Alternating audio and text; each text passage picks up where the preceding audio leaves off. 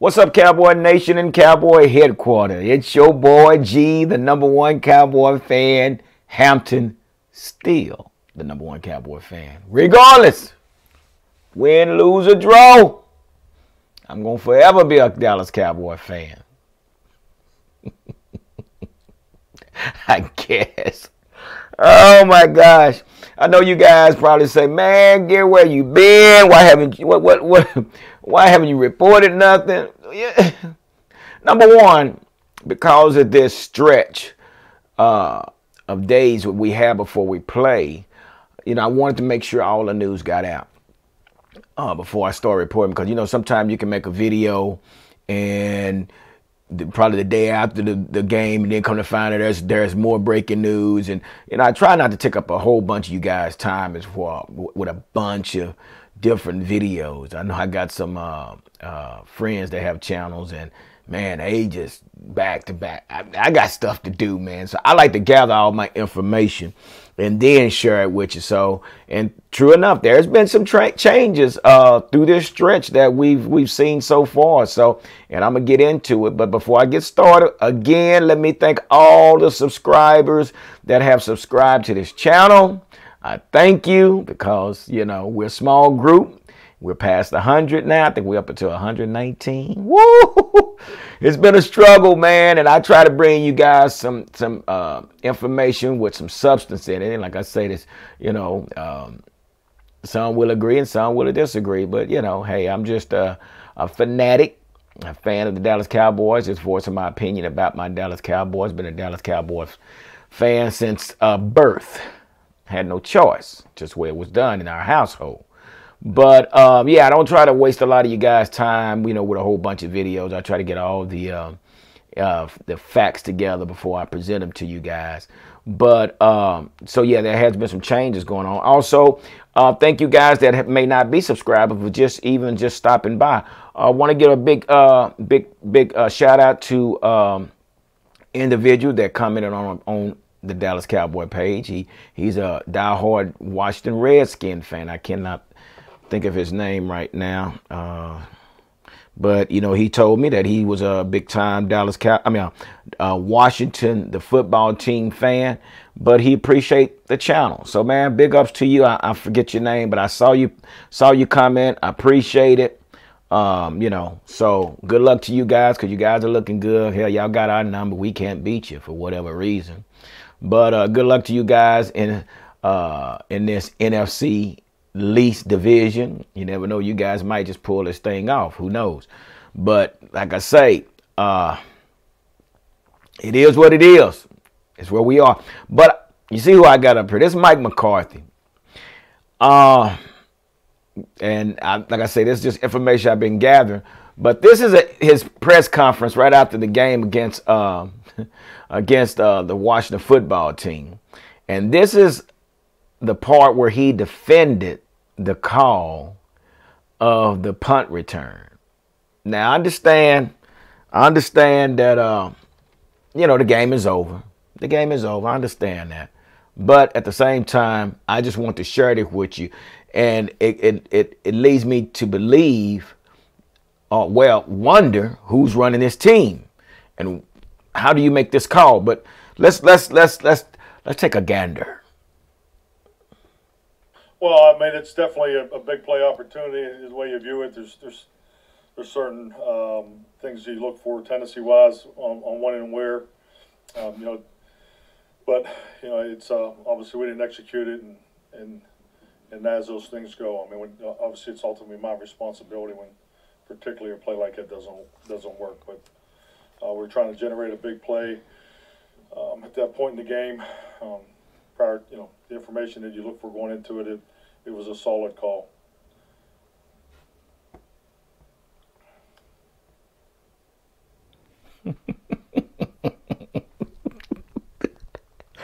It was a solid call. No, it was not a solid call. Where do you get a solid call from being in your own territory?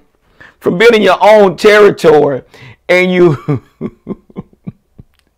come up with a razzle-dazzle play to give the ball up to the opposing team in your own territory. One thing I learned about the game of football, even coaching when I was coaching Pee Wee football and coaching my boys, one thing I always taught is it's always your duty or your job to keep your opposing team in their territory and for you as a team to play in their territory. Meaning that if we can play on the opposite side of the 50-yard line, that's shorter yardage to the end zone. I would rather go 50 yards or 49 yards to the end zone than to go 90, 80, or 70. Mike McCarthy. Is he being played as a puppet? Or is this his philosophy? Is this his theory? I have no idea. So the question is, and the title for this video is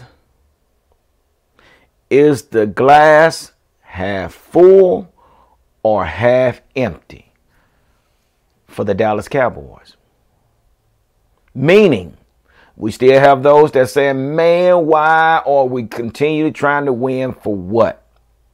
And then you have those that are saying, man, if we can just win these next 5 games, man, we can finish 8-8. So we have a difference in opinions on what the Dallas Cowboys should do. So my question to you, is the cup half full or half empty? Now, we're not saying Super Bowl, things like that. We're just saying winning the division to get to the playoffs. And I know people still wondering, why? Well, because I'm not a quitter. I wasn't raised to quit. And if we do tank, that means we get 1 pick. And if we finish 3-13, we what? End up getting a second, third pick, fourth pick, somewhere off in there. But let me ask this question again, like I asked before, which true will give us a great pick, but with that 1 pick, will it change the dynamic of the game with 1 player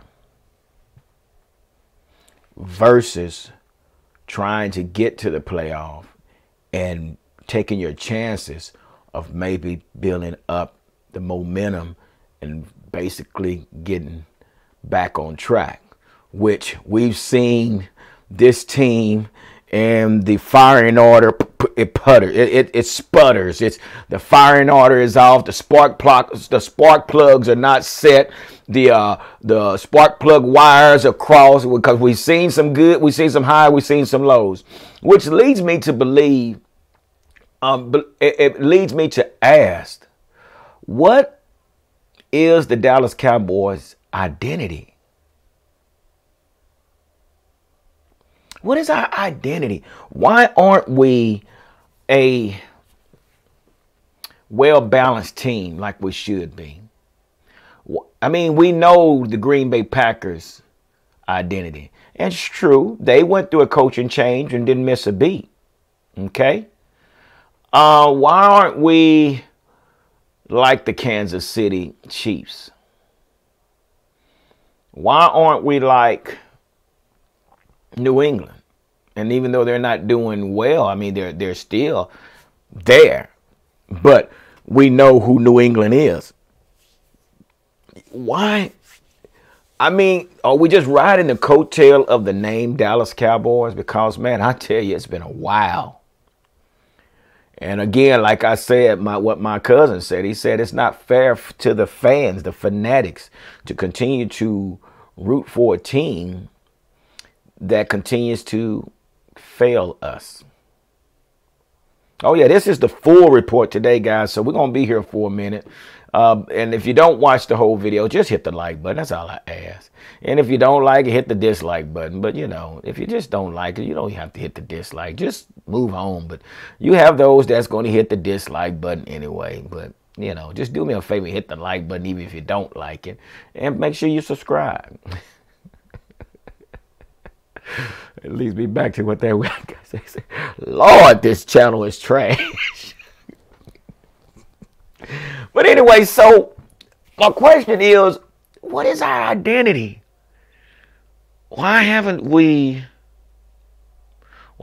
found our identity? You know, we have identity crisis. Is it because of the new coaches that we have? Is it because of players? No player on the team have actually risen up to say, okay, I want this team to rally around me. I don't know, but we do have an identity crisis, and that's something to think about. So let's move on to this. There is one individual that is definitely looking forward to this game. He is doing this. Oh, yeah. I can't wait. I'm ready to get out there and ball out. Do y'all know who that could be? That's right. Dez Bryant. If y'all didn't know, Dez Bryant is now a player over at Baltimore Ravens. He's a receiver wearing number 88. He's been doing okay. I guess he's still trying to learn the offense or whatever, but he's been basically starting out there at the wideout. So we know one person that is eager to see this, ready to play this game. You know what I mean? So we know that Dez Bryant is licking his chops, and he's going to probably tell the quarterback, say, man, whatever you do, find me. Find me. This is personal to me. This is a personal game. I want to know why. I want them to know why they let me go, why they shouldn't have let me go. I got something to prove. And that should be his attitude. But just don't get too caught up in trying to, prove something and forget your assignments and get out there and screw up the whole game. There's a way to do it. Stick to the objective, But when your number's called, make sure you get some separation and get the ball. But I'm telling you, Dez he's excited. He's ready for this game. So, and good luck to Dez. So, and I'm at the point now when, Dez is over there playing and we got a lot of stuff going on with this. Man, this is my wife. Y'all hold on a sec. Hold on. Hello? Okay, I'm done with house number 1. I'm about to go over here and find Shirley Kellum's house and give her an estimate. Okay.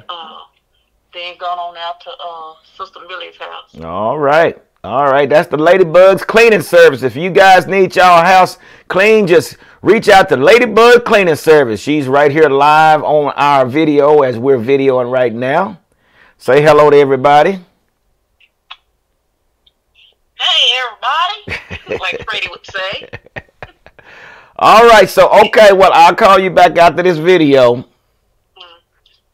Oh, well, advertise for me. If you need your house clean for the holidays, call Ladybug Cleaning Service. All right, and I'll put the information in the comments. All right, we'll talk to you later, honey. Bye. Bye. Yeah, it never fails when I do this video. If she's not here, she's going to call while I'm recording.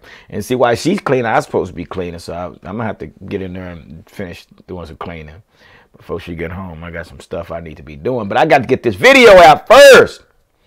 So anyway, yeah, y'all reach out to Ladybug Cleaning Service. And if y'all need your house clean for the holidays, she does a superb job. I mean, that's the little old side business she got going on. And she sanitizes your house and disinfects your house. Sometimes you need that. Because, boy, around here, you can't touch nothing around here without wiping it down and things like that. Anyway, so, I'm thinking about our team. Sorry about that, you guys. Thinking about our team, man, it's like our preparations. We can come out one week and we'll show these flashes of being during their juggernaut team, and then we'll come out the next week and it's like we go flat. Like when we played Pittsburgh, we showed some signs. Then we come back and we played, Minnesota, and we showed some signs, and then we get to Washington. We just, how does that happen? How does it happen? I have no idea. How does that happen? So. And I'm starting at the head with Jerry Jones, Hey man, but I'm tell you something. Man. I listened to Jerry Jones on the on one of these radio stations. Man, Jerry Jones is actually starting to sound like an old man. He really is starting to sound really, really old, man. God Almighty. I'm like, wow, this guy. I remember when he came in and bought the team, and this dude is up there in age, you know. And I'm starting up with Jerry Jones and then Stephen Jones and then all these chief executives and then his wife and all these folks. You know, it's like, say, for instance, if our country was going to war. You know, before our country go to war and whenever it goes to war, it always has a strategic plan. And they go in with the best strategies to become victorious. Can y'all imagine that we send our troops in somewhere, man, and every time we go in, we get dusted or we get just drugged through the mud and can you imagine? But see, that hadn't been the case with our troops in our country. We go in there and we lay it down when we have to. You know, so can you imagine what it all goes in, the preparation and all the people that comes together to come draw up these plans of execution to defeat the enemy? There's a lot that goes into it. Now let's take that same theory and that's added to the Dallas Cowboys. Who's calling the shots? Who's calling the shots? Y'all tired of looking at this guy? I know, and I am too. Let me get this dude out of here. There's my family. Y'all can see my family. That's my family right there. But yeah, that's my kids and my grandkids. Yeah. But here's the deal. Can you imagine what all goes into the preparation with the Dallas Cowboys? How is it that you show highs and then you show lows? I don't get it. I don't get it. Oh, I don't get it. I don't get it what we're doing. I have no idea what we're doing. So, as you know, we're playing this Tuesday night. Guys, don't expect to be suiting up and getting ready for tomorrow. We're not playing tomorrow.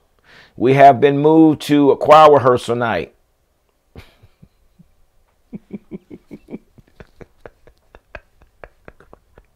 We are playing on choir rehearsal night. Tuesday night. Baltimore versus Dallas. So one thing about it, let's talk about the Ravens. Ravens have lost twice to the Steelers. And one was with Lamar Jackson. The other one was with RG3, which RG3 went down. He's hurt, which led us to, matter of fact, let me tell you something. I was going to talk about this earlier. Now, RG3 has been put on IR. Oh, my gosh. So now they're preparing Trace McSorley. Trace McSorley as the starting quarterback for the Ravens. Now, what else, Cowboys, do y'all need? Doesn't look like Lamar Jackson's going to be there. No, don't look like RG3 is going to be there. You got the third string quarterback. Man, if y'all can't get this together. But anyway, so yeah. So the second game they lost with RG3 and Trace McSorley, which they could have won. They could have won that game. They definitely could have beat the Steelers. Steelers is just set up to make the playoff, and I don't know how far they're going to go, but they're set up. So yeah, what's going to happen? I have no idea. So let's predict the score between Dallas and the Ravens. Basically, I'm taking Dallas in this game. And I put the score as 24-20. That's my score. What do you guys think the score would be? I mean, maybe you guys think the Ravens going to win. I just feel that now, if our offensive coordinator, our defensive coordinator, our special teams, and our head coach basically get on the same page, we can probably pull this win off. Who knows? So who do y'all guys think that will win, and what do you think the score would be? Put it down in the comments down below. I like to hear this because I'm baffled. I don't know where we're going, and I don't know how we're gonna go about doing it. But I need some help. I need to hear from you guys, and you guys tell me what you guys think. So, like I said, I picked 24-20 Cowboys. Is it possible we can win 5 games out? Finish 8-8? I think I put the, let's see. Yeah. So we got the Ravens, the Bengals, the 49ers, the Eagles, and the Giants. And right now where it stands, you got Giants at 4-7, Washington 4-7, Eagles 3-7-1,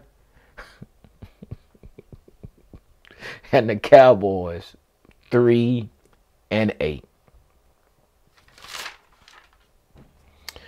Anyway, and a lot has to do with our injuries. We have a lot of people out on injuries, man. And that's going to lead me to this next thing I'm going to pull up. I want to show you guys. So our injury report shows that Zach Martin has a calf injury. Cam Irvin, the backup to the starter, has a knee issue, along with Tyron Smith is out on IR. So our starting left tackle is out. Our backup left tackle is out. And I think we have Brandon Knight.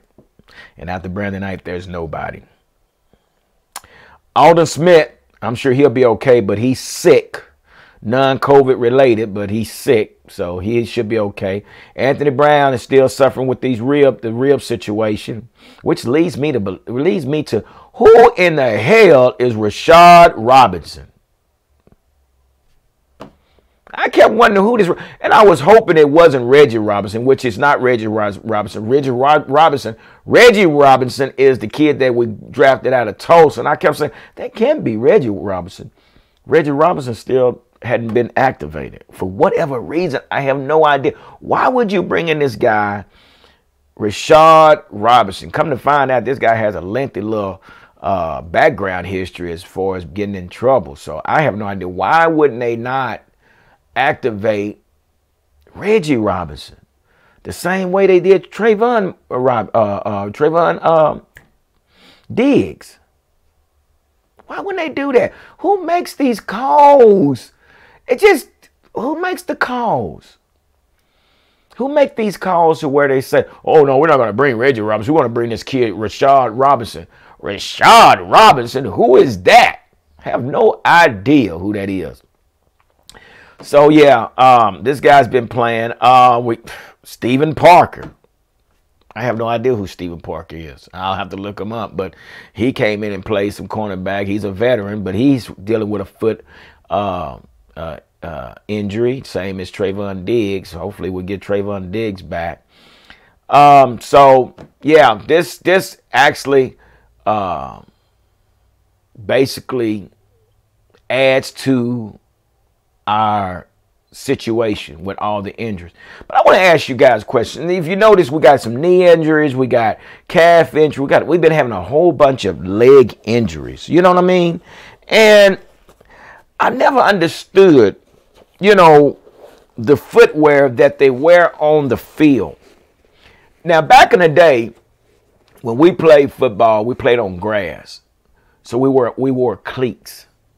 We wore cleats when we was, on the field, because it gives you some type of traction while you're on the field, because sometimes when it's muddy, you got to be able to get some kind of traction, or even when it's dry, you want to be able to have your cleats dig into the dirt to create traction.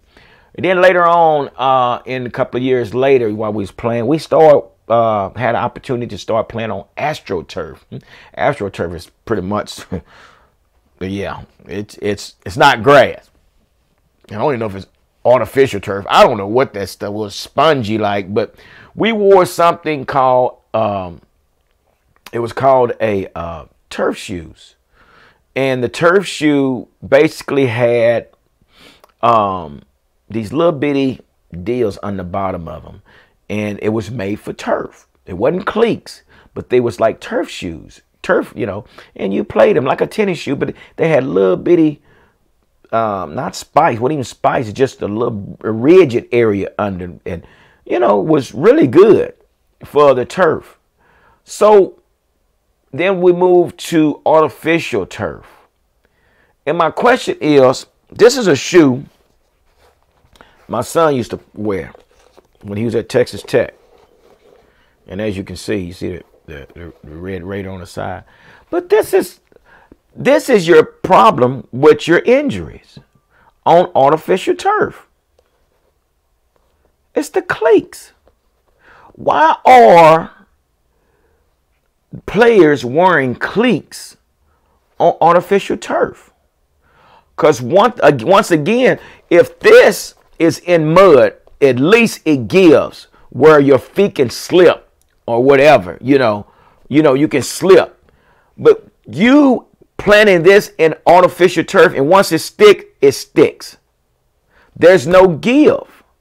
So NFL, if y'all watching this, guys might want to think about considering going back to the turf shoe. But this is what my son was wearing when he was at Texas Tech. And he had some ankle injuries. He had all that tape around his ankles and things like that. But I never understood why they wearing cleats that's made to be played on grass, using them to play on artificial turf. And you wonder why we have so many injuries, leg injuries. I mean, just like Dak. Dak's foot went in the ground, it wouldn't move. It stuck and then snapped. Come on, guys. It's not that hard. I just never understood that. And maybe that's something that the league might want to look at. Hey, everybody, same thing with these, these shoulder injuries. All the players are wearing smaller shoulder pads. And they're not even shoulder pads. They're just paddings. They're not even shoulder pads. They're paddings. I should have put some pictures up here of those type of things, so you guys can see. Some of y'all too young even remember what shoulder pads look like. So you got these shoulder injuries, you got these neck injuries, Back in the day, the fullback used to wear these neck rolls just to protect your neck, Uh-oh. But, so the injury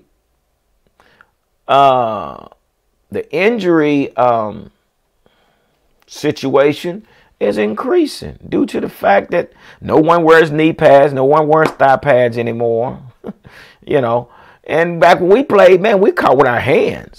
There was some stuff that we had one time. Me and my buddy Reggie, we gonna try to put some stickum on our hands. I was playing receiver, he's playing running back. We gonna go out there and put some stickum on our hands. Oh my gosh, what a mess that was. So, we played on grass back then. So if you hit the ground and your hands hit the ground, your hands full of grass. What? Go take me out. I got stickum on my hand. But we didn't play with gloves. Now these guys got gloves on and they don't strap them up. They got them all open. But, anyway, we'll get on. I ain't going to get on into that stuff there. But anyway, let's go. Let's look at our front line and see what our front line looks like right now as it stands. Right now, we got Joe Looney at your center. We got McGovern at our right guard. That's replacing Zach Martin. Then we have Terrence Steele. That's replacing Zach Martin, which moved to right tackle, which he got injured, which Zach Martin had replaced Lael Collins, which Lael Collins is on injury reserve. So now we have the third backup in there, Terrence Steele. On the left side, we have Connor Williams at the left guard, which he gets beat up a lot. He gets pushed around. And once again, like I said, Tyron Smith is to get down, and his backup, Cam Irvin, is down, which leads us down now to our third string left tackle, Brandon Knight. And we have Redmond as a backup center. We have this guy, Sinat. That's his name, Sinat. Hey, what's up, Snot? No, Sinat. But, we're totally depleted on our front line, guys. We are totally depleted. And, man, I don't know.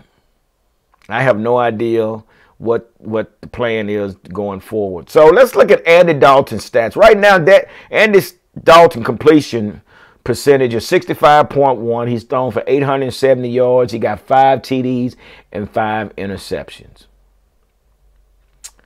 That's where he is. Lamar Jackson missed week 12, but his stats looks like this: 63.4 completion percentage, 1948 yards, 3 TDs, and he's averaging, 15 TDs. I'm sorry. He has 1,948 yards passing. He has 15 TDs, and he has 6 interceptions. Okay? 15 versus 5. He also has 103 yards carry. He's carried 103 times. Got 575 yards running the ball. 3 TDs off of running the ball, and he's averaging 5.6 yards a carry. So, which we already know we got Trace McSorley that's going to be the starter this week. So, I think we got a chance, man. I don't care what y'all say, man. I want to ball out, man. I want to ball out. I want to finish 8-8, man, and get on the road. But until our offensive coordinator, our defensive coordinator, our special team, and our head coach, until they agree to allow us to be great, because we're only as good as our coordinators, which leads me to Mike Nolan. The defense continue to struggle. Let's look at some of the defensive stats. We give up points per game, 32.6 points per game. Dead last place in the defensive side of the ball. Total yards per game, we give up 387 yards, 22nd in the league. Pass per yards per game, 268, which is 9th in the league. Rushing yards per game, we give up 156.4, which is last in the league. Takeaways, 10, which puts us at the bottom again, 29th in the league. That's where we are. And this has been Mike Nolan's resume. I can't put it any plainer than what I'm just showing you guys. This has been Mike Nolan's resume. Always at the bottom of the barrel. And we bring this guy in to coach our defense. Hell, I rather would have kept Marinelli and Chris Rashad. Jerry Jones, but you want to keep Wonder Boy, Kellen Moore. Anyway, so basically these next 5 games, I'm sure would definitely determine Mike Nolan. Do me a favor, man, if y'all feel like. If you don't, that's fine too. But in the comments, man, I want you to at least type in K to keep Mike Nolan or F to fire Mike Nolan. This guy's resume has still the same as it's always been since he's been in the league. With Atlanta. I had high hopes with this guy because I thought he was going to come out with this 3-4, 4-3 conversion type defense, and he's playing a whole total different defense, a 4-2-5. And we wonder why people are talking about let's get rid of Jalen Smith. Jalen Smith is put in bad position. You expecting Jalen Smith to do the job of 2 linebackers when it's only one of him. We're only running 2 linebackers. We're running 5 DBs. So, that's where we are, guys. Mike Nolan is who he is. So, which leads me to ask you, so who would you guys think, or who would you guys like to see come in as the defensive coordinator? There's quite a few out there. I'm going to give a few names that's out there. Chris Hewitt, which is the Ravens DB coach. Jim Leonhard is a defensive coordinator with Wisconsin. That's a name that's been thrown around. Some say Marvin Lewis. You know, he was with the Bengals. There's another one, Brian Baker. He's the defense. He was the defensive line coach with the Cowboys years ago. Gerard Mayo, which is the Patriots linebacker coach, young guy over there at the Patriots. Aaron Glenn, which was the Saints DB coach back in 2016. George Edwards served over with Mike Zimmer. So that's, if he has the same type of philosophy as Mike Zimmer, that's not a bad deal. Wade Phillips, he was the Rams defensive coordinator, and they got him to the Super Bowl. That's mine personally. Now I'm gonna tell you this one, y'all tell me what you think. Y'all might call me crazy, but I put Sean Lee down here. Do you make Sean Lee your defensive coordinator? I mean, he's hanging around like he is, like the way he is right now. I mean, but he's at the point, he's past his stage in the football league. So do you bring him in as a defensive coordinator, or maybe just a linebacker coordinator? Who knows? And someone has said Dan Quinn. Dan Quinn was the head coach for the Atlanta Falcons. And we know, as far as his record with the Falcons, maybe he's better as a defensive coordinator than a head coach. Same thing with Wade Phillips. Wade Phillips was better as a defensive coordinator than he was a head coach. And sometimes you need to put him back in that position. Being a head coach and trying to be a coordinator, it's kind of hard. It's hard to manage and call plays. It really is. And sure enough, when Wade Phillips went over to the Rams and he focused totally on just the defensive side of the ball, guess what? They won a Super Bowl. So, something to think about. So anyway, guys, I guess that's all the notes I wrote down, man. I just wanted to give you a full report of the Dallas Cowboys. I know it's kind of lengthy today, but, like I said, I didn't want to come up here and just do video after video. So hopefully this will carry us on over to Tuesday night, choir rehearsal night. I mean, y'all gonna miss choir rehearsal to watch that game? You better go to choir rehearsal. Don't be trying to watch that game. Go to choir. Y'all know you got choir rehearsal. Go to choir rehearsal and sing. Sing for the Lord. All right, y'all. And anyway, it's been real, and it always is. It's been fun. But guess what? I gotta run. Deuces.